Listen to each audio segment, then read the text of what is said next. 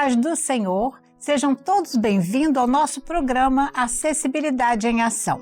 Nós queremos agradecer a todos que acompanham o programa. É um imenso prazer tê-los conosco, assistindo, acompanhando cada abordagem, né, que o programa tem demonstrado ali em cada item, em cada tema. Hoje nós abordaremos um tema de crescente relevância. Nós falaremos sobre a importância da acessibilidade e inclusão na educação. Teremos conosco a irmã Tatiana. Ela conversará conosco sobre o tema. A doutora Tatiana é uma mulher inspiradora, pois ela é mãe de uma criança com altas habilidades e que superou desafios significativos em sua trajetória acadêmica e profissional.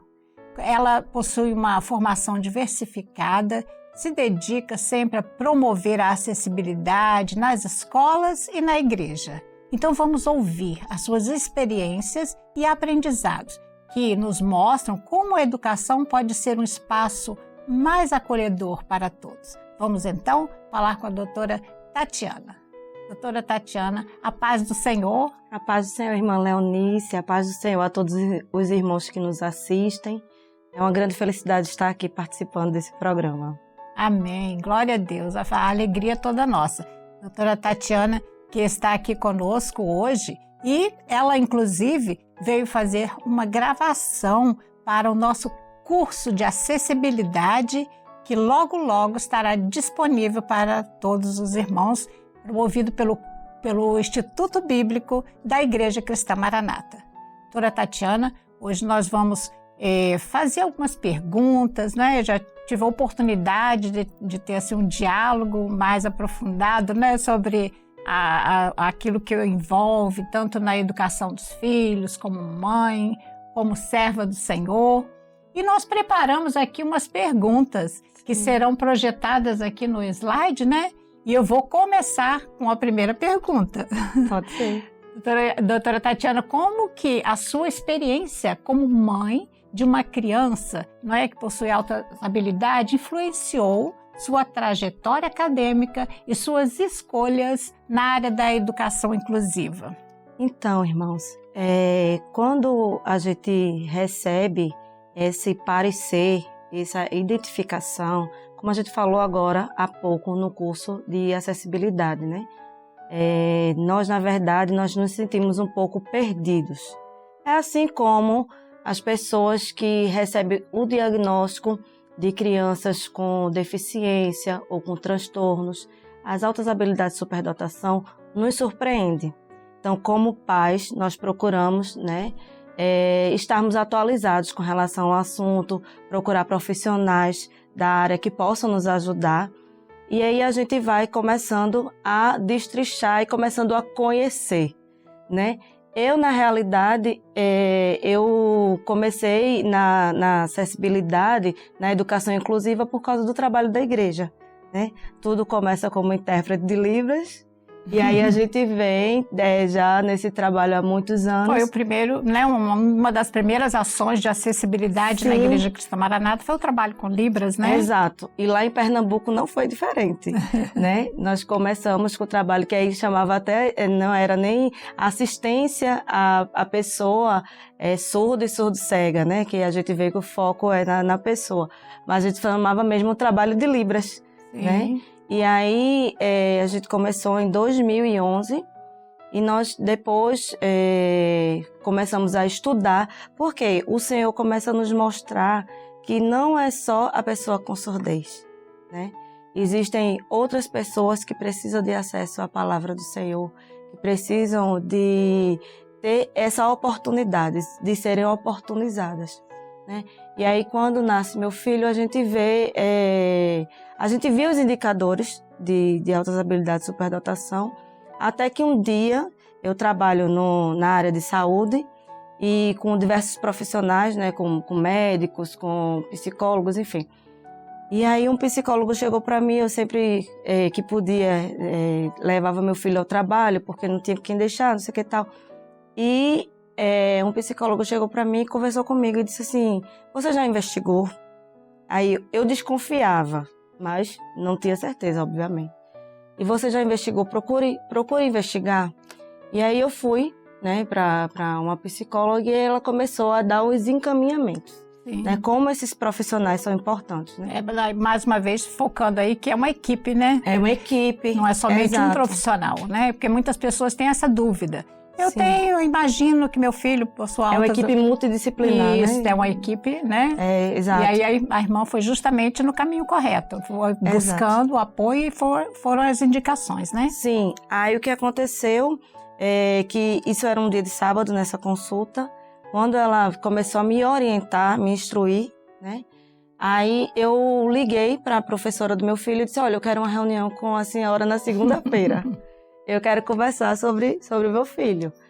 E ela, de fato, ela relatou tudo o que vinha acontecendo em sala de aula, porque ela sempre vinha...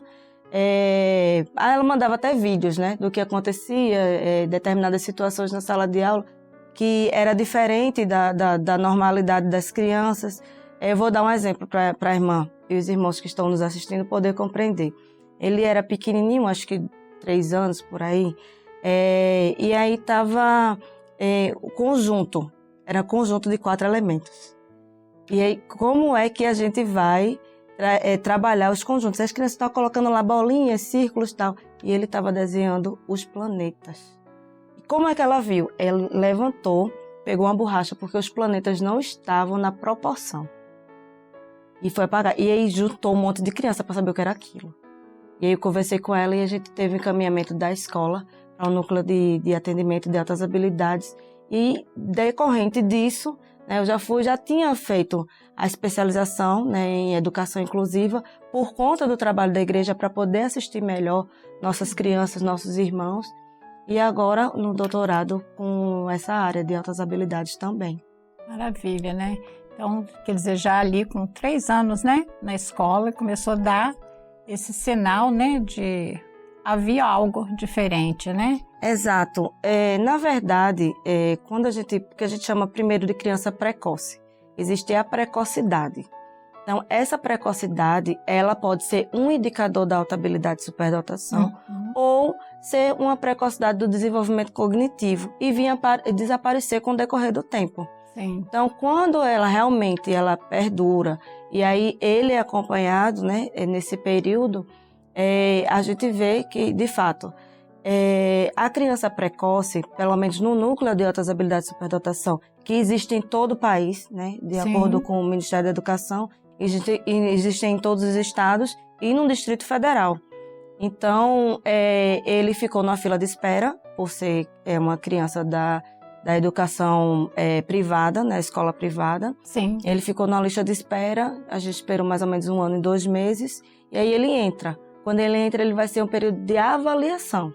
Sim. Nesse período de avaliação, depois de 7 anos de idade, é que ele parte para os grupos de interesse. Tem uma nova ali, abordagem, eles fazem uma sondagem e parte definitivamente assim, para investigar qual o grupo de interesse. Existem vários grupos de interesse, né? Grupo de interesse em experimentos, em astronomia, em robótica, e aí vai. Sim. De acordo com cada criança, de acordo com a característica de cada um. As pessoas pensam assim, que são indivíduos que são iguais. Não são iguais. Não são. A gente costuma dizer, né, que não é uma receita de bolo que você faz ali, põe aquelas medidas e está pronto. Não, né? Cada um demonstra uma característica diferente, uma necessidade diferente, né? Vamos então agora para a segunda pergunta. Sim. Nós preparamos essa pergunta. Que estratégias você utilizou para superar as expectativas de que seria quase impossível ser aprovada e como isso moldou sua visão sobre oportunidades na educação? Essa pergunta diz respeito aos cursos, né? Você tem sido realizada como mãe, como esses desafios, né, que surgiram, mas sempre ali envolvida, né, na educação e ativa para isso. De fato, a minha primeira formação foi na área de saúde, né? E quando eu fui conversar com uma professora... interromper, você é formada na área de saúde, Eu sou médica veterinária. Sim. Depois eu fiz a licenciatura, porque aí o veterinário, ele é bacharel, ele não pode dar aula. A gente precisa fazer uma licenciatura em ciências agrícolas, que eu fiz, e o mestrado.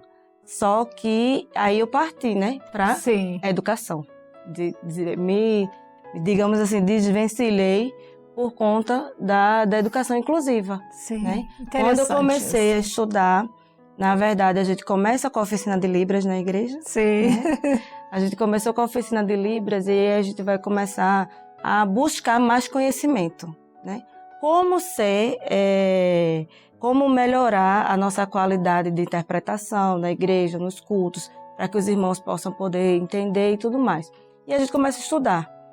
Foi assim que aconteceu comigo. Eu comecei a fazer vários cursos na área de educação, na área de Libras, né? Procurando entender sobre a língua. E depois, aí eu parto de fato para especialização, enfim, para a educação inclusiva. E quando eu fui fazer a seleção do doutorado, eu lembro que a professora de lá da pós-graduação, que é o doutorado em educação da Universidade Federal de Pernambuco, ela fez assim, olha, é muito difícil, porque nem assim as pessoas que são de fato já vieram com aquela base da educação, né? Já são formadas em pedagogia, em letras, por exemplo, eles não conseguem passar. Aí eu falei para ela assim, eu vou fazer minha parte, que é estudar, e vou colocar diante do Senhor, porque se for da vontade do Senhor, eu vou ser aprovada. Glória a Deus. Né? E aí o Senhor concedeu essa bênção, e foi como ela falou, né? Eram 7 vagas, só 5 foram aprovados, mas não totalmente como ela falou, mas como o Senhor determinou. Como o Senhor determinou. Sobraram vagas, porque as pessoas da área não conseguiram. E assim, o Senhor ainda me deu uma bênção, que ainda fui aprovada também, já estou cursando há um certo tempo, a pedagogia. Olha. A pedagogia porque o interesse, né, de trabalhar especificamente com a área de inclusão, né? Na sala de atendimento educacional especializado, né, que a gente pode atuar, na própria sala de aula, né, dando apoio, suporte ali com os alunos, na capacitação de professores. Às vezes as pessoas pensam assim, eu vou formar e vou só ser professora de criança. Então, é uma área bem vasta que você pode explorar, você pode formar professores. Isso. Né? Formar professores, né, tanto nas diversas áreas que a pedagogia traz, mas principalmente, que é o meu foco, na área da educação inclusiva. É interessante, né, que o Senhor te direcionou para isso, né, tanto na igreja com o trabalho, quanto com o despertar e também com o seu filho. E nós percebemos assim, o Senhor, ele nos conduz, mas o conhecimento, né, ele é uma coisa que eu falo, às vezes tira o homem, né, pode tirar algumas coisas de você, roubar algum bem material, mas o conhecimento é uma coisa que fica, não é? Em cada ser, né? E essa junção desses conhecimentos te ajudaram também, não é? Proporcionaram, logicamente, a bênção do Senhor, mas te ajudaram a chegar ao ponto que você almejava, né? Na verdade, irmão, o Senhor, ele precisa estar à frente de todas as coisas, mas nós precisamos buscar dele até mesmo a quem recorrer, aqui nessa terra. Quais os profissionais que podem me ajudar? Porque quando uma mãe tem uma criança que ela seja neurodivergente ou, como é o caso das altas habilidades, né, que as pessoas confundem muito com... pensa que essa abordagem teórica já foi um pouco deixada de lado sobre... É apenas um QI elevado, né? A gente falou até agora no curso, tem a questão da criatividade, do envolvimento com a tarefa, tem outras questões por trás. Como é que a gente sabe disso? Como é que uma irmã que está nos assistindo agora, um pai, uma mãe, uma professora vai saber? Então, é importante, e quando a gente tem uma situação diferenciada dentro de casa, a gente precisa saber também como eu posso ajudar meu filho. Como no caso das altas habilidades, como eu posso estimulá-lo para que aquilo não se torne uma coisa entediante, maçante, que a sala de aula não seja um contexto que eu vou de novo para a escola para aprender isso, vou fazer essa tarefa para quê, se eu já sei. Né? Tem que ser desafiador. E o pai, a mãe, a família, o responsável, ela tem que aprender a lidar com isso. Né?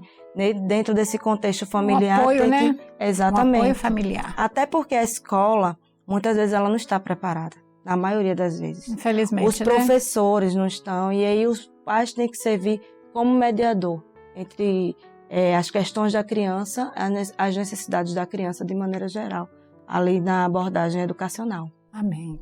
Vamos então para a próxima pergunta, doutora Tatiana. Como seu trabalho como intérprete, né, da igreja contribuiu para seu interesse em acessibilidade e inclusão? Inclusive, toda a fala da irmã já foi até falando sobre esse assunto, mas deu uma ênfase.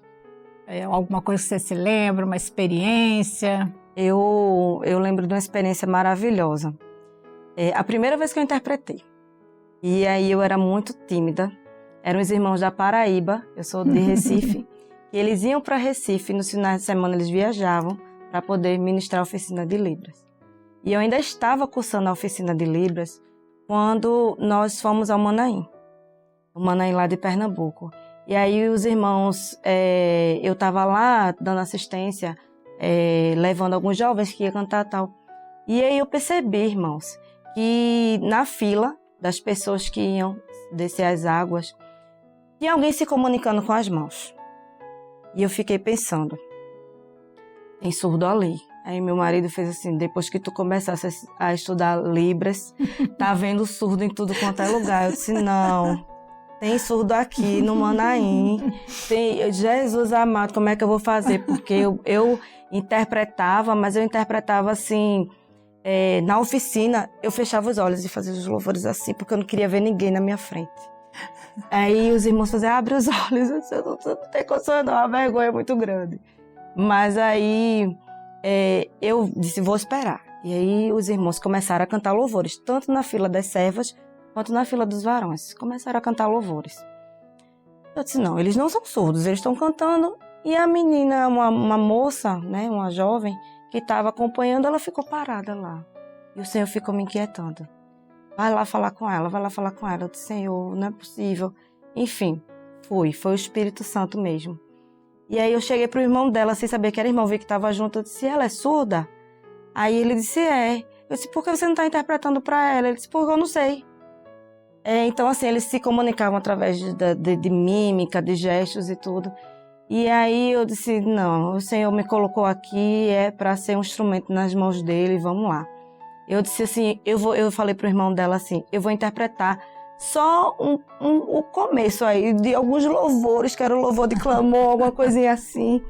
E o Senhor me deu graça, eu consegui interpretar o período de louvor do batismo. E é um período bem extenso, né? Enquanto os irmãos estão descendo as águas ali, o período de louvor, os textos bíblicos, enfim, todo ali batismo, e foi uma bênção. Glória a Deus. E ali, isso marcou minha vida. Ela está na igreja até hoje. Olha que bênção, né? Ela está na igreja até hoje. E, assim, eu lembro que ela pediu para eu interpretar para ela o que o Senhor estava falando profeticamente com o pai dela. Os pais dela estavam descendo as águas. E ela disse assim, eu quero saber, vamos para perto para poder eu ouvir e dizer para ela. E quando eu interpretei, começou a fechar o tempo, choveu. Quando eu olhei assim, terminou o culto o período de batismo, tudo, e eu olhei para o céu assim, glorificando o Senhor terminou, glória a Deus, eu consegui, porque o Senhor me deu condições. E aí eu vi o céu, assim, tinha uma fenda assim no meio das nuvens, e eu vi aquela claridade. Eu disse assim, o Senhor estava comigo. E aí quando a gente foi para o culto de ceia, lá mesmo no Manaim, o Senhor falou assim, que os céus estavam abertos para capacitar aleluia. Os servos dele para realizar a obra. E daí diante, a gente não para mais, né? Amém. A gente só isso vem. Mesmo. Não tem como a gente pôr a mão no arado Glória e voltar. A Deus. Este programa mesmo, né, frutos, né, desse trabalho de acessibilidade que já começou bem mesmo assim que iniciamos, né, o trabalho. E sempre existiu, né? A acessibilidade, ela foi aperfeiçoando, sim, principalmente na Igreja Cristã Maranata, que tem este foco, né? Irmã Tatiana, então vamos agora para a próxima pergunta, não é? Como você está conciliando suas aulas de pedagogia com seu doutorado em educação? Eu ainda não estou conciliando, mas o Senhor vai me dar condições de conciliar. Porque nós iremos iniciar agora em março, né? As aulas do doutorado. eu já estou fazendo, né? Já estou cursando a pedagogia em alguns períodos e vou começar cursando as disciplinas, vou trabalhar com crianças com altas habilidades, superdotação, e vou fazer um estudo longitudinal, que é um estudo por um determinado período de tempo, porque eu quero fazer uma análise desse percurso escolar desses alunos. Porque quando a gente vai para a literatura, que a gente vai pesquisar, quais foram as experiências que foram exitosas? O que é que aquele professor, aquela professora, o que é que deu certo para que possa ser repetido com outros alunos, né? E também a análise da compreensão leitora. Eu vou fazer na linha de pesquisa de educação em linguagem e vou avaliar a compreensão leitora. Por quê? Porque às vezes a gente vê uma criança com 2, 3 anos que ela consegue ler fluentemente sem a ajuda nenhuma de qualquer adulto, né? Sem nenhum tipo de auxílio, e a gente vai estudar o quanto essas crianças conseguem interpretar o texto, né? Depois que elas fazem, a gente sabe que elas conseguem ler, mas o quanto elas conseguem interpretar, que a gente chama de fazer as inferências, saber o que... você terminou de ler, a historinha foi sobre quem e tal, e a gente vai fazer... né, a leitura. Exato. Ali, né? Entender porque aquilo. A questão na educação, a gente foca muito a alfabetização e o letramento. Sim. Porque não adianta só você ler e aprender para quê? Precisam das práticas sociais, né? Como você vai aplicar essa leitura, essa escrita, esse conhecimento nas suas práticas. Então, você vai pegar um ônibus, está no ponto, consegue ler o nome do ônibus, consegue se deslocar, você consegue ler uma placa indicando uma informação. Então, assim, nas nossas práticas, no dia a dia, a gente consegue ler uma embalagem, né? Como essas crianças conseguem aplicar isso no seu dia a dia? Sim, doutora Tatiana, agora vamos para finalizarmos, né, com a última pergunta, né? Nós queremos saber quais são os seus planos futuros, né, em relação à sua pesquisa de doutorado e como você pretende aplicar seus conhecimentos para promover a acessibilidade, a inclusão, tanto na sua vida escolar como na igreja. Você é professora, não é, atualmente, Tatiana? Não. Eu tenho formação, mas eu trabalho na universidade, sou responsável por um laboratório. Sim. Num laboratório onde se formam pessoas da área de saúde. Sim. Então, alunos de medicina, fisioterapia, enfim, todos da área de saúde, eles passam por lá. Eu trabalho lá na Universidade Federal de Pernambuco. Então, esses alunos vão poder ter acesso ao laboratório que eu sou responsável junto com outra, eu sou servidora lá, né? Sim. Mas aí, é exatamente isso que eu quero. Eu quero me aposentar. Muito nova ainda. Eu tenho 20 anos já de universidade. Mas eu quero me aposentar lá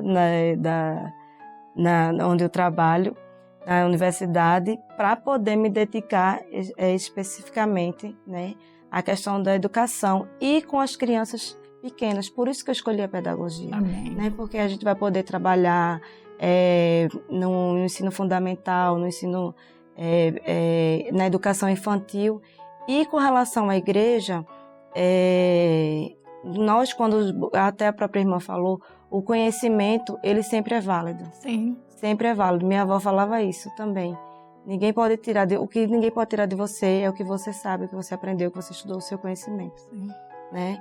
Por isso que a palavra de Deus, né? A gente guarda no nosso coração. No nosso coração, né? Exatamente. E aí a gente vem, por exemplo, poder contribuir, né? Continuar contribuindo na questão da acessibilidade de maneira geral, as crianças com autismo, com TDAH, enfim. Amém. A gente vem dando assistência e poder também ajudar com essas famílias, né? Com essas mães que às vezes nem falam, né? Por conta de todo o estereótipo que tem da sociedade. Essas mães que vêm tentando buscar ajuda, como eu posso ajudar meu filho, né? Para não estar frustrado, não estar, enfim, todas as coisas que vêm decorrente de um ensino que cai na rotina, né? A própria professora na escola dominical, ela pode transformar o ensino da aula da escola dominical num ensino instigador. Então, quando ela pesquisa, ela estuda principalmente a palavra do Senhor, mas ela busca livros teóricos, livros que vão históricos, que vão dar embasamento naquela aula dela, ela com certeza está fazendo um enriquecimento que essas crianças com altas habilidades elas vão se sentir mais contempladas, porque elas são muito detalhistas. E elas focam muito nisso. Então, quando elas têm assim, aquelas nuances que a professora pode trazer para complementar, vai ser muito enriquecedor para essas crianças também. Amém. Tatiana, nós queremos agradecer, viu, por tanta informação boa, né, para nós, para pais, para as famílias em geral que lidam, né, com situações assim que podem ser até idênticas, né, às suas. Queremos agradecer por isso, viu? E continuamos, né, no trabalho, você lá na sua igreja, nós aqui, e o Senhor tem abençoado esse trabalho de acessibilidade. Quer deixar alguma mensagem para o público, alguma informação assim que eles possam guardar? Eu gostaria, irmã Leonice, em primeiro lugar, de agradecer, né, essa oportunidade de estar aqui. De fato, é uma bênção do Senhor, né, esse trabalho de acessibilidade na igreja. Se nós formos pensar há poucos anos atrás, não precisa voltar muito, quando a gente imaginaria, né, que na igreja a gente teria um trabalho tão bem estruturado, tão bem desenvolvido. Amém. Assim, uma operação do Senhor, né, que tem capacitado seu povo, que tem levantado servos fiéis para realizar a obra dele, tem nos dado toda a sabedoria do alto. Amém. Né? E aí agradecer a oportunidade à irmã e deixar a nossa mensagem aqui e dizer aos irmãos que nós estamos à disposição para que os irmãos se necessitarem. Estou lá em Recife, mas estou à disposição dos irmãos. Glória a Deus. Amém. Nós queremos também agradecer a você que esteve conosco até agora, né, no nosso programa, pela audiência. E vamos finalizar com a paz do Senhor e deixar aqui um texto para meditarmos. Um texto que está em 2 Coríntios 5,17, que fala assim: portanto, se alguém está em Cristo, nova criatura é. As coisas velhas já passaram, eis que tudo se fez novo. Que Deus a cada dia possa renovar em nossas vidas o amor e a dedicação à obra do Senhor. A paz do Senhor.